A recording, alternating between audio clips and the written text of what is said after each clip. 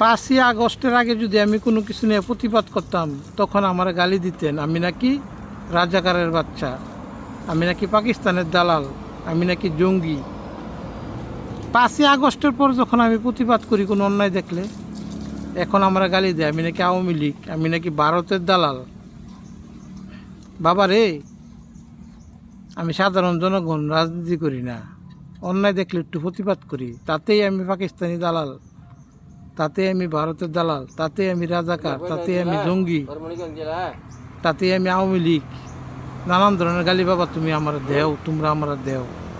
ওরে বাবা, তুমি যখন আওয়ামী লীগ ছিল তখন তুমি ছিল আওয়ামী লীগের লোক, আওয়ামী লীগের নেতা, ছোটখাটো নেতা। আর এখন যখন আওয়ামী লীগ নাই, এখন তুমি সুন্দর করে বিএনপিতে আসা বললাম। 1 বছর আগেও তোমার আওয়ামী লীগের মিছিল মিটিংও দেখতাম, আর এখন দেখি বিএনপির অনুষ্ঠানে, বিএনপির মিছিল মিটিংয়ে চেয়ার নিয়ে বসে আসো।